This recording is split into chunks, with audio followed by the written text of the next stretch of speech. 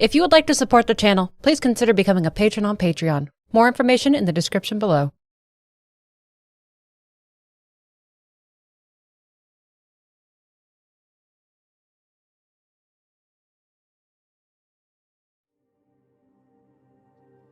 He ran from his captors, burned and maddened. After 6 years as a slave, used and tortured by the Northmen, the one once called Findan cast away his name and became Druth. In the wilds of the Isles of Orkney, he met a young woman named Senua who, like him, fought the darkness within. Druth would not long survive his grievous injuries, but in the time that he had left, he told stories to this young outcast. He told her of the Northmen, of their gods and beliefs, of the quests of heroes, and acted as a guide when she questioned herself and the world around her.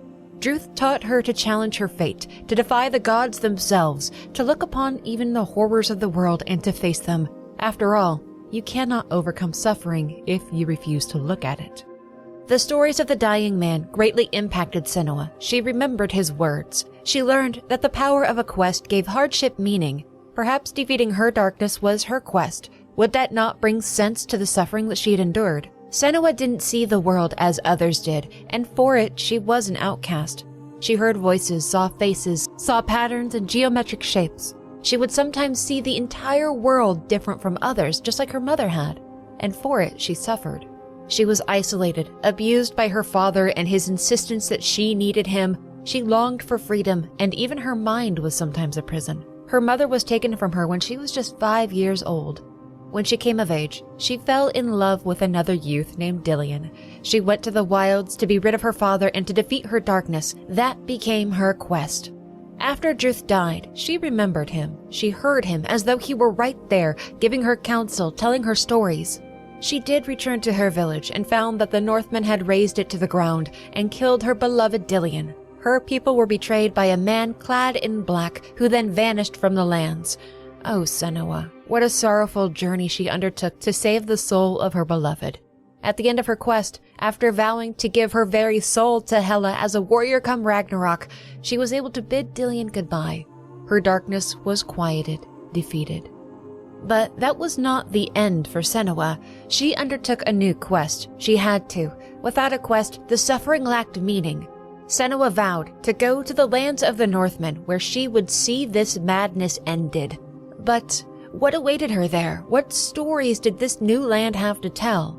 Most of the inhabitants of this northern land were from other places, normal folk who fled wars and hardship. They found a land free of inhabitants with soil that could bring bounty. But this new world presented a violent side as well. Volcanic eruptions, earthquakes, wild seas, harsh weather conditions. Stories of giants and gods were told to make sense of the disasters, but life still had to continue. Those strongest began sailing the seas. They traveled to other lands, raided what they found, and took slaves. When Northmen arrived, brutal violence ensued, just like what had happened to Senua's home on the Isles of Orkney.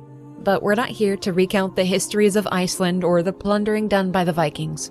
We are here to walk alongside Senua, see the world through her eyes, and understand the quest that so drives her forward. So, let's begin. In the land called Borgavirki, there was safety and prosperity. But when ash and darkness came to cover the land, when fire spewed from the mountains, fear gripped its people. Countless died, settlements wiped out, local leaderships failed. All around the north, the people suffered. Bonds which united families, friends, communities broke. Fear choked the weak. But in Borgavirki, one arose to lead. When all else failed and faded, he proclaimed that he knew what to do, and many rallied around him as though he himself were a god. He would be their salvation, and it was done in honesty, for this man truly wanted to save his people. But this man realized that it was fear that brought people to him, what made him so needed, what gave him power. Through fear, he could control, and when the times began to turn brighter and his people weren't so afraid of the world, their need for him began to end. And this man did not wish to lay down his power, did not wish to go about an honored life, did not wish to be unneeded, did not wish to allow his people choice and independence. So, he would return fear to the lands and continue dominion over the hearts and minds of those that he wanted to need him. The man brought forth giants. From the earth, sea, from the snow, he made them monsters. and the people of Borgovyrki trembled. There was so much in this world to fear. He would make his people hate the weak. He would make them turn on each other. He would blacken their hearts with terror, and through that he would be made strong. Once again, the people rallied to this man, not knowing him to be the tyrant that controlled the giants, not knowing him to be the true source of their fears. This man became the Gori of Borgovyrki, their leader. But the people of the north had a different story to tell about the giants. It was said that they came from Jotunheim. When a volcano's eruption broke down the wall between the realms, from the east came the giants, killing and eating all that they could find. It was believed that only the gods could slay a giant, but the gods were nowhere to be found. Who could possibly stand against the giants of Jotunheim? What hope could they find? To satisfy the giant of Borgovyrki, sacrifices were made. Raiding parties were sent to foreign lands to claim slaves, which would be fed to the giants, and surrounding settlements were equally victimized. They would send food and offerings to the Gori, or they would be enslaved and offered as sacrifices.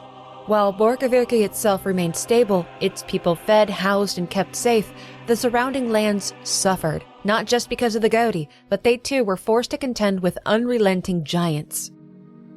From the red hills of Radalar to the southwest, a tale must be told of a woman. Starvation and thirst had driven the people of this region into madness and fury. But the woman carried with her the weakest of them all, her newborn, her child. The woman sought a haven for herself and her child, but none could be found. There was no mercy, not even for a baby girl, and dark gods rose to power. The woman would not let her daughter suffer through such a world, so she took the baby to the volcano called Askja, and there she begged the hidden folk to take mercy on the child, to raise them, free them from the darkness of the outside world. The woman made a bargain with Askja that if the volcano, which had brought so much pain to the land, would give her the power to thrive in this world that it had created, then it could have her very life for itself. The bargain was struck, and the woman was claimed by the rage of the volcano.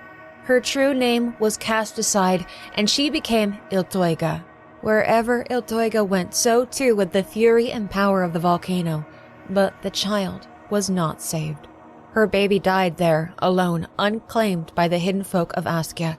Illtauga's pain, sorrow, and hatred was her entire being. She became a monster. There is another story to tell, this one at the coast, near a place called Bardavik.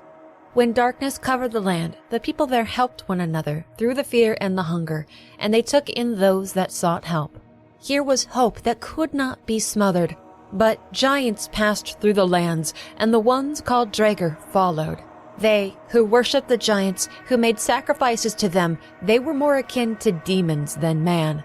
But the Draegr weren't the worst of it. The Bjorg were, the slavers and fighters from Borgovyrki. They came to dominate this region, to collect food and sacrifices. Among the people of Bardavik was a man who dearly loved his friends. He had come here seeking aid after the darkness came, and they took him in and made him one of their own. But his fear of the Bjorg was stronger than that love. When the Bjorg found the man and offered him safety in return for information about his chief, the man agreed. The man tricked his leader and caused his capture, and then the Bjorg murdered the leader. The man thought that he had succeeded in securing his safety and believed that his betrayal would remain a secret. But his friends found out and all turned against him. The man was cast out of the village by the daughter of the leader to face the wilds alone. But he didn't survive that banishment. The seas took him and the depths consumed him. He became a giant and was cast back onto the shore. Full of remorse, guilt, shame, and anger, the giant began to hunt the ones that he once called friends. Javirisi he was called, but none knew who he once was. His true name was left unsaid.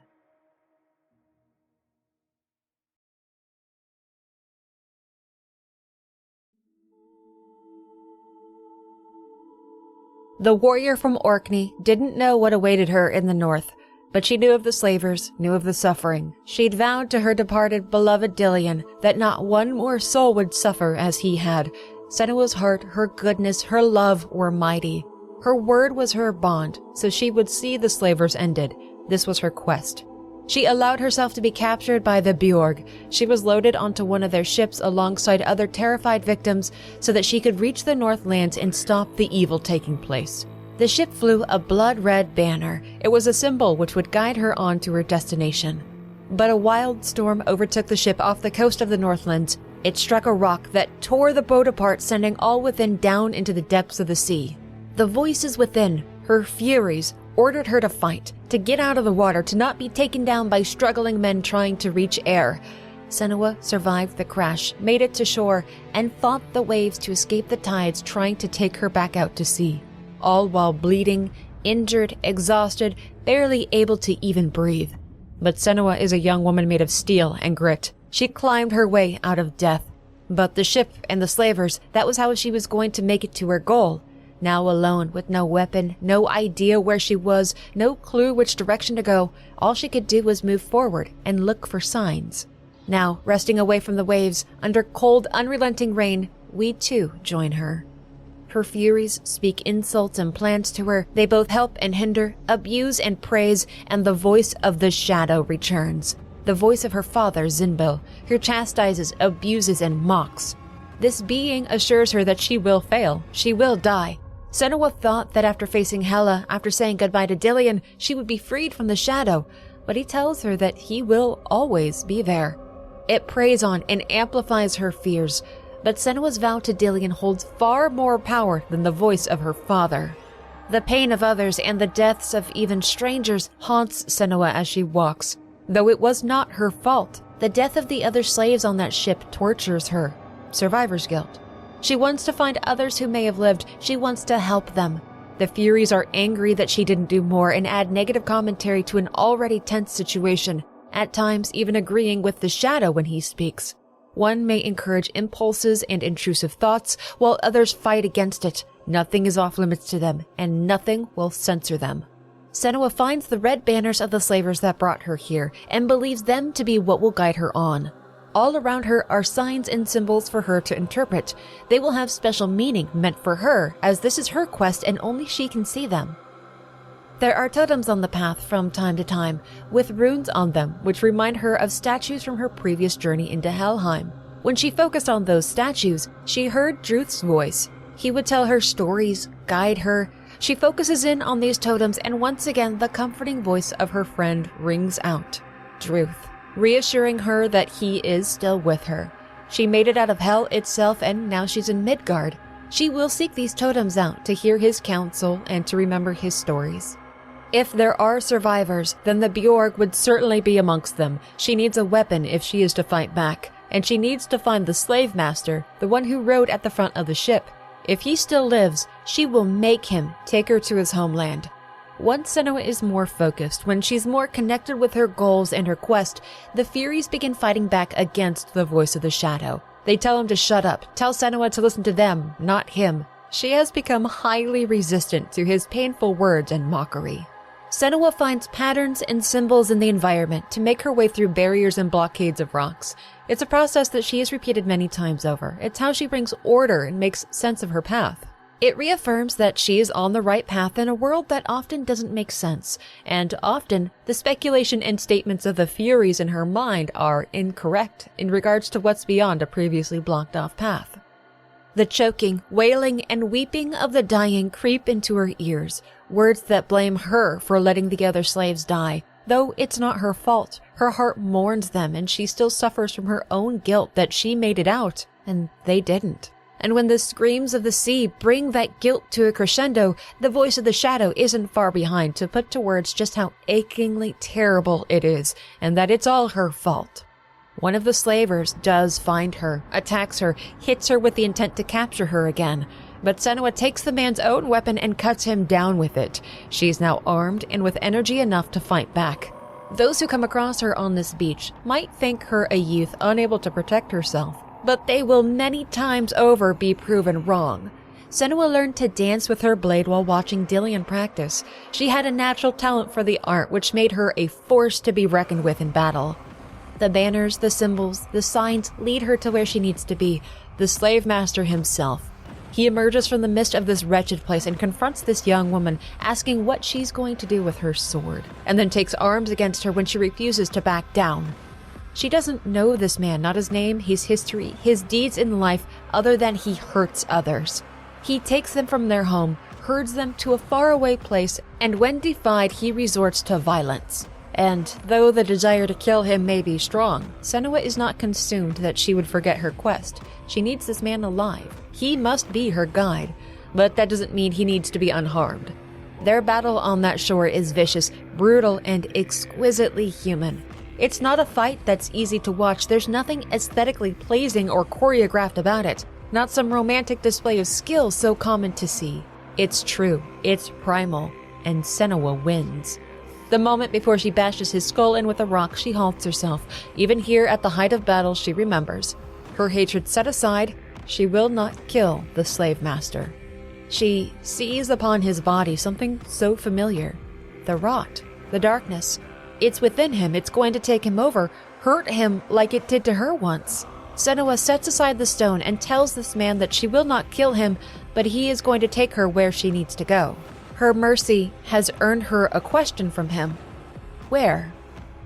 She commands he takes her to his home. He may be injured, but he will walk. She made a promise, and he owes her his life. The slave master leads her to a settlement not far away, a place that his father commands. Freyslug, his father, the Godi, the one that she seeks. This is his own son. The Godi is not here, but this place will suffice as a shelter for them to recover at. As they walk, the slave master promises that he is going to kill Senua when he's free, but she pays his goading no mind. He's injured and in chains. She's not outwardly concerned. His injured ego will just have to suffer. There are more immediate things to take note of, such as the birds circling the settlement. And it's quiet here. There's smoke. There's an odd smell, the smell of death in the air. The slave master, too, recognizes that something is wrong here. They cannot enter that place. They should not enter that place.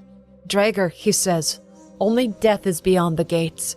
But Senua hears someone within her mind, and so too do the Furies. Someone is here, suffering. She needs to go inside. She needs to find them, help them. This is a part of her quest. She must face what is beyond those walls and help the one who is calling to her. And her captive is none too happy over it. His threats turn into trying to reason with her. All they have to do is leave. Just turn around. But his words fail to convince her. Not even these so-called Draeger will stop her. She does not take him into Freyslug, though. He could be a liability, slow her down, and he's defenseless. Senua senses something horrific awaiting her. She hears the screams, sees the flames. Yes, there is no way he is going with her. She will leave him outside the gates, tied up but relatively safe, at least assuming that she comes back. Otherwise, starvation or these Draeger will take him. She enters Freyslug alone. Within, there is carnage. The work of the Draeger? Warnings of what to expect should Senua ever be confronted by them. But to what end? Why do this? Everyone has been butchered, torn apart, their limbs put together like sickening totems, all very intentional, but why? How could one human being do this to another? Not even the Northmen were this extreme, yet it pulls her into the past after they raided her home and killed so many of her people. She survived, they did not. If she had been there, if she had been home, could she have saved others? Could some have survived? There are screams coming from the hills, the clear distress of men pleading for their lives. But here in the village, there's nothing, no one. She must find symbols to make her way forward, trek throughout this barren place, through the gore and muck to find them. All the while the shadow taunts her, reminds her of home, blames her for it happening, and tries to instill fear of what's awaiting her past the blocked-off path. Once through, she sees not the world around her, but her home, where once her mother dwelled, ever cheerful at Senua's appearance.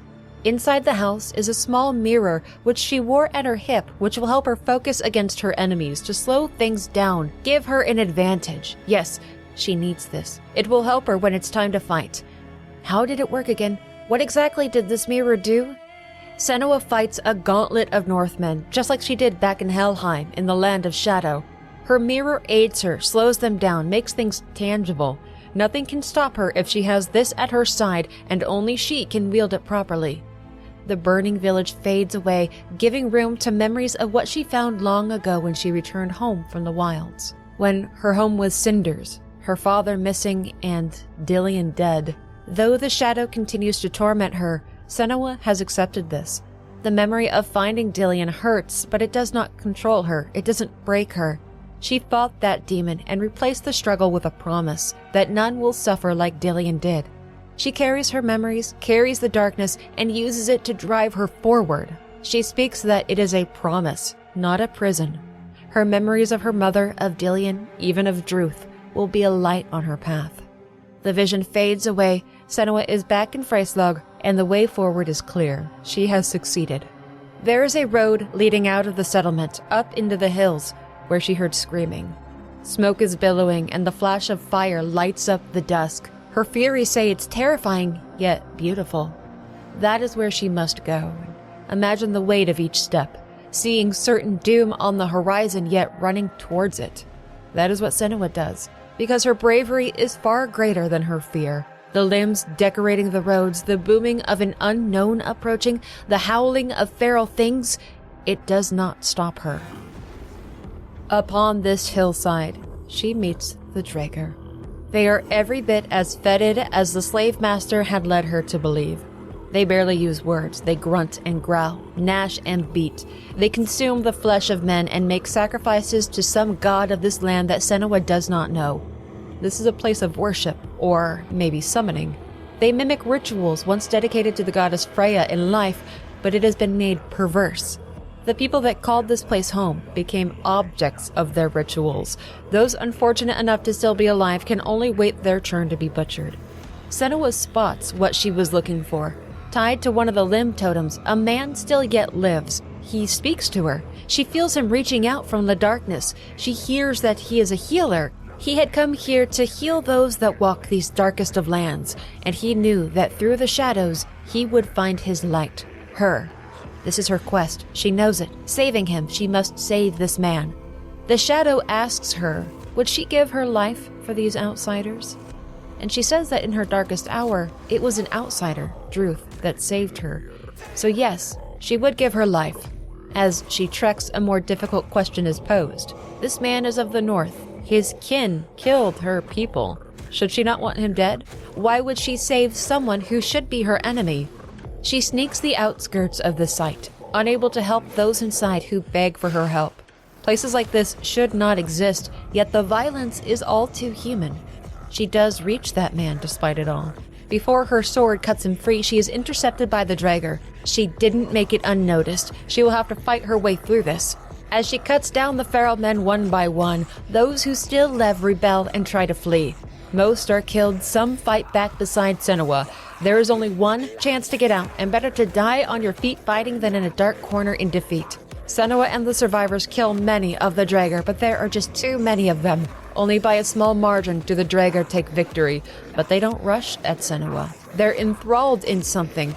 The ritual has been completed. There has been enough bloodshed, and something is coming.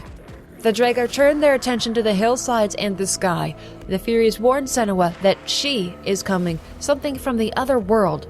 They have to hurry, they have to run. She cuts this man free, and the ground itself begins to explode. The Draegr do not flee. They remain in worship as the ground crumbles in around itself, calling out the name Illtauga. Senua and this man flee, make it off the low ground, into the light of the rising sun, where silence and peace greet them. Senua questions why it all just stopped. And the man says that it's daybreak, that she will have to hide from the light. The two of them will be hunted come nightfall. They are not safe. This man is Fargrimr. He had come to Freyslag to seek help for his people, but he instead walked into a massacre. He was to be an offering to something, Illtauga, the Furies say. Fargrimr says that she is welcome to come back with him, back to his home. He can't provide safety, but he can offer refuge. The monster makes its home near his village. That's why he had come here seeking help. Come nightfall, she will emerge again, and they need to be off the ground by then. This man knows the slave master, Thorgestr of Borkavirki. Fargrimr knows where Borkavirki is, but why would she want to go there? They would surely kill her once they knew who she was. If Fargrimr took her to Borkavirki, then she doesn't need Thorgestr. Yet, it's clear that this man has a softness for the slave master. He doesn't want to see harm done to him, even if the Bjorg are a vile, cruel people. But why would he want mercy for Thorgestr? The tied-up man asks for help, and with a simple, stern look of earnestness from Fargrimr, Senua goes to get him up. He won't be left here to die. They'll take him home, much to the protest of her Furies. Fargrimr extends hospitality, and Thorgestr accepts, but his ego doesn't allow him to do so without promising that it changes nothing. There will be no thanks for his help. Illtauga, Fargrimr says, is a giant. She will awaken at sundown. They need to get moving.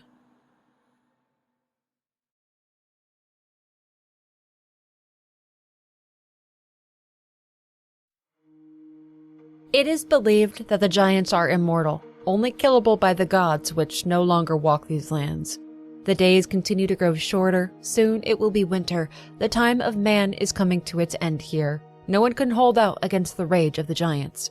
Great smoke plumes flood into the sky far away. Another volcano readying itself, one coming to rest, or to Senua, the epicenter of her evolving quest.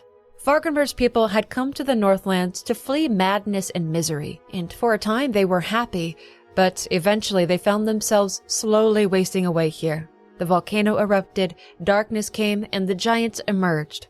By sunset, they are at the Red Hills of Rodalar, a place that Thorgestr knows too. To see the devastation brought by the disasters by the giants, it brings a solemnness about him. He didn't realize how dire things had become.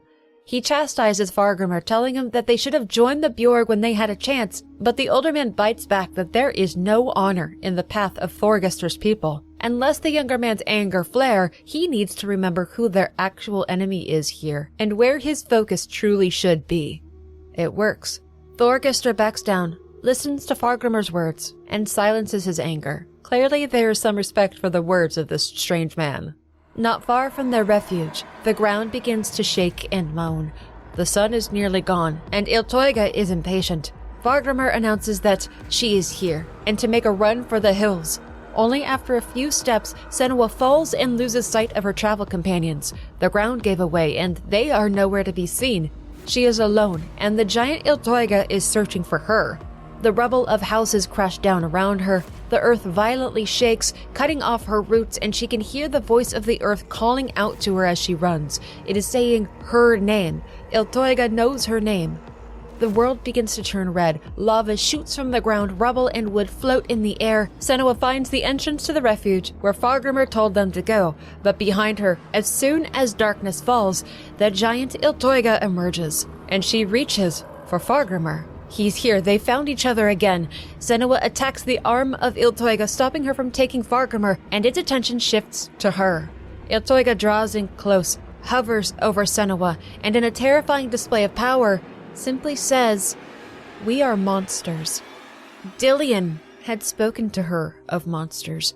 He told her to step out of the darkness. Let the world see her. Let them see that she was not a monster. Not like her father was, nor like he'd convinced her that she was. For so long she had thought herself to be one, yet through the words and acts of a few precious others, she discovered that she wasn't. Illtauga calls herself a monster, but there is something in her eyes that Senua knows. There's pain, there's suffering. They see each other, they understand each other. Thorgestr fights back against the giant, takes Senua's arm, and the reunited three retreat into the rocks to climb to safety, while the wailing Illtauga reaches out to her. Thorgestr reached out to help her, save her, pull her back from the clutches of certain death. Does this mean that he is not monstrous? Is there good in him? Can he be brave too? Perhaps there is hope for this slaver. Once relatively safe, Fargrimr tells them the story of the giants. That when the volcano erupted, the wall between Midgard and Jotunheim was torn down, and the giants came through from the east to consume and destroy. Most were forced into hiding, but Thorgestr's people used others to placate the giants. The slave master argues that they did it to save their own people, but his reasoning is weak, and he knows it. He doesn't push back against Fargrimr. He accepts the man's words, and a new terrible truth is revealed. The Bjorg use their captives as sacrifices, human sacrifices, so the giants don't consume them, too. They victimize the weak and the vulnerable so that they can live on, and Senua is incensed. Her rage doesn't overtake her, but this is part of her quest now, ending the sacrifices, stopping the Godi, Thorgestr's own father. He simply says that she doesn't stand a chance against them, and walks away. Senua is going to kill Illtauga. She must. They can't leave the Red Hills until that giant is gone. She will hunt and kill them otherwise. Senua killed the Jotun Surtur and the god of illusion Valravan. Nothing is impossible. Yet, the shadow intrudes that she didn't kill any gods. Humans can't kill gods. She is stranded here with a quest that she can never complete. Into another vision she goes, a journey into her mind through a dark, misty forest where the shadow continues its abuses towards her. Yet, she defies him at every turn. He is wrong. She will succeed just like before. She treks through this nightmare alone, finding paths that reject and harm her, foes that wish to battle her, and the shadow never ceases his talking. He speaks poorly of her and encourages her to give up on this land. But she's seen goodness in Fargrimr, even Thorgestr. She sees that the Northmen were controlled by fear, that a greater evil than them is the cause of all of this. She too felt that fear once. She knows what it is to be controlled by lies. She overcame it, and she is going to help these people kill their monsters. Senua won't back down, so one more horror is portrayed. Her mother being burned alive, the results of her sins. Her mother's death brought prosperity to Senua's people. Everything was fine until Senua came back. Her sin ruined them. The gods can't be killed, only placated. But she sees through this, sees through the darkness, knows the truth of sin, sees through the lies that he insists on telling, and she is going to show the people of these Northlands how to see like she does. It took some time for it all to form, but Senua's quest is clear now. Destroy the giants, open the eyes of the Godi, stop the slavery and the sacrifices, release these lands from fear. She's ready for the next step. Fargrimr doesn't think it's possible to stop the giants, but concedes that if anyone could do it, it's Senua. He knows that she listens to things that others can't hear, sees things that others can't see, but it's not a shameful or frightening thing. She's a seer, and that makes her special. He says that Illtauga finds her rest here, in the cliffs nearby. She can't be summoned during the day, and no human stands a chance against her in direct battle. They will have to find another way to kill the giants. He tells Senua of the Hidden Folk, a secret, powerful people who were once gods or godlike, yet now they hide themselves in the earth. Even the giants fear them, so she must find them and seek their aid. The Hidden Folk tolerate mankind, but they certainly have no love for them. It will be a challenge to find them. They will certainly test her, but it will give her a chance to win their favor. The Hidden Folk live within the rock, the entrance hidden from view, but if they want her to find it, then she will. This is a journey she must take alone, so while the sun is still new, Senua departs to find the Hidden Folk. Hidden trails, secret paths, symbols to find, stories to hear, she walks the plains of rock alone, searching for anything that may look unique. At mid-morning, she finds a rock upon a pile of stones. Holding it changes her view of the world. It's inverted and covered, and a voice echoes out asking if she sees things differently. She places the sphere upon a pile of stones as an offering, and it gives something in return. Kaleidoscope bubbles that when focused on will add or take away from her paths. Sometimes they'll work in conjunction with symbols, runes, or more spheres. But if she solves these puzzles, the true way forward will be revealed. She'll know that she is on the right path. The Hidden Folk whisper to her throughout the hills and the canyons, asking how far she is willing to go to find them. They whisper threats, frightening things. They tell her they don't want her, that she cannot see through the veil. Even the Draegr are here to stop her. They attack her in the darkest places. But she persists. She may question herself, but she doesn't let that stop her. She must remain true to her quest. And she finds the secret entrance in the heart of a lake. She passed their first test, and this is her reward. She may plunge into the depths of the earth and seek them out. A single torch is left for her, her only light. She goes deeper and deeper and deeper into the dark. The walls close in, the paths get thinner. She has to drop down rock faces that almost guarantee there's no way for her to go back. She can only go forward and hope that she doesn't hit a dead end or, worse, get stuck. There are more spheres and globe obstacles to be overcome. Fires of strange color to ignite to unlock hidden paths. It seems to go on forever. Hours of trekking and squeezing through the dark. And then she has to contend with water, putting out her only light source. And Senua fears the dark waters of these caves. It reaches out to her, threatening to drown her, to take her. The Furies are just as frightened as she is, and the echoing voice of the Hidden Folk taunt her just like the shadow does. There is no comfort to be found here, no reprieve from these tests. It is brutal to hear and hard to watch. Partway through these trials, she sees a figure on another part of the path. It's herself and what she will do, yet this future self is helping Senua now. She has to work with herself to conquer this, see herself as an ally, and have faith that things will work out. For a brief time, she returns to the open skies, freed from the suffocating caverns, but this is short-lived. She must choose to return to the darkness of the earth to continue the tests. It's still light outside. She could just give up and return to the Red Hills, but Senua does not. Night falls outside and she delves back into the tunnels of the Hidden Folk. Her reward for this is their light. They will guide her now with beautiful colors and safety so long as it is near. But with this beauty comes terror. Cave creatures as horrible as the Draegr are here. They live in the darkness, they shun the light, but their hunger is great, and Senua is food. She must fight, alone in the darkness, as the light of the Hidden Folk moves aside to allow these trials of combat. Once she succeeds, they resume their guidance. At a strange notch in the rocks, possibly the most difficult test begins. A voice calls to her, begging for help. Something is coming for them. They need her help. They need her sword, her only weapon, her only source of protection from the cave beasts. Will she give up the last thing she has to save the life of another? The Furies tell her not to do it. They need the sword. Don't give it up. But Senua passes her blade into the notch, into the hands of whoever is on the other side. Hopefully they've been delivered salvation, but now, what about her? Senua walks in the light. It will keep her safe from the creatures here, but she can hear them all around. If she takes just a single step out of the light, they will claim her, and she has no way to fight back. But her faith in the Hidden Folk was well placed. She is kept safe throughout the dens, and led to a cavern with light leaking in. Difficult terrain, blocked paths, and narrow caverns are her hindrances now. She finds her way to a pool, the walls shifting in repeating shapes and vibrant colors. She knows that this is where she was meant to go. The Hidden Folk respond to her call. She's a madwoman, a witch, a warrior, a hero. They know who she is, but is she ready for what she'll find here? The waters will be her door, her own reflection the key to it. Everything she has suffered has led her here to this precise place. She will not fail those who need her. She is ready. She plunges into the waters of the pool. She has passed the final test. The Hidden Folk bless Senua with knowledge of her foe, but it is not what a warrior might expect. By her name, you will know her.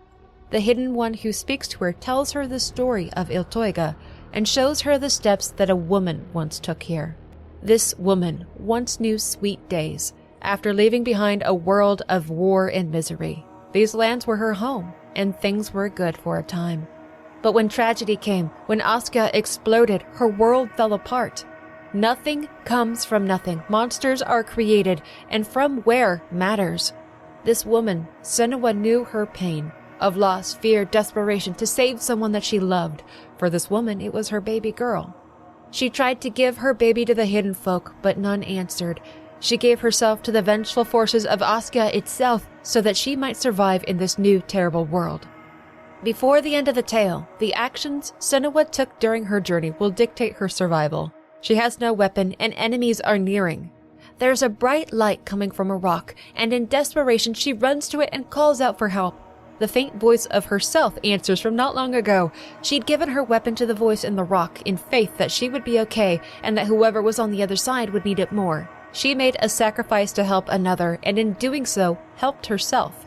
This is a newly christened weapon for a new Senua, one ready to face the truth of the giant. She viciously fights through the cave creatures, through their gnawing, biting, scratching, and growling. Even when surrounded, she doesn't stop fighting. When the numbers overtake her, she continues to struggle. She's taken down, the beasts intent on murder, but the coming carnage fades as the Hidden One's voice stops the event. He asks if now she's full of hatred, if she wants to change. What would she do to survive? He says that she cannot kill the giants, but secrets that fester in the darkness can be burned away with the light. She demands help, but what she seeks is already here. She just has to look. This monster, this giant, Illtauga, she did not come from nothing. The gods did not help her when she begged for aid. Instead, her fury was made eternal, and the baby she tried to save was lost. Senua finds the skeleton of the babe, still wrapped in its blanket. She understands that this was a part of Illtauga, that this was the source of her sorrow and her suffering. On the child is a brooch bearing the real name of Illtauga, Ingen. Her name was Ingen, and she was not a monster. The world made her Illtauga, made her a monster. Ingen deserves to be saved, like all that Senua lost before. This is how to kill a giant. Heal the human. Help Illtauga. Speak her name and give her back her child. Vargrimmr meets Senua within the cave. The entrance wasn't far away. It was very close to Red Hills, but her journey throughout the earth was as real as the stars. He agrees that true names have power that cut into our hearts. Knowing the name of Illtauga will give Senua power. What she chooses to do with that power will define who she is.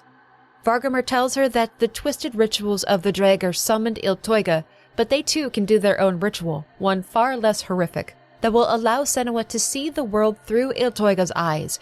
It will take her through a door to another place beyond the veil, where only ones with special eyes like Senua can see. Though this man is far different from Druth, he understands Senua in that special way that the old man did. He treats her with respect, with casual conversation she doesn't often get to enjoy. He brings a grounding normalcy and a positive outlook, a wonderful balance to the chaos she so often faces. By nightfall, everything is readied. Senua sits in the middle of a circle as the survivors of Red Hill carry out their ritual, to open the veil, to allow Senua to see Illtauga. Their chanting, dancing, and rhythmic drumming send her into a trance-like state. With eyes closed, shutting out the world around her, Senua goes beyond the veil to the home of Illtauga. It is a place of choking heat and flowing magma.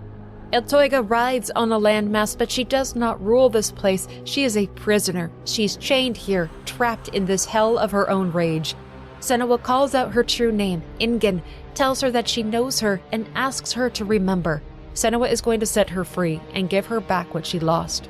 With only the cover of rock to shield her, she runs through the magma field while bursts of fire shoot mere inches from her body.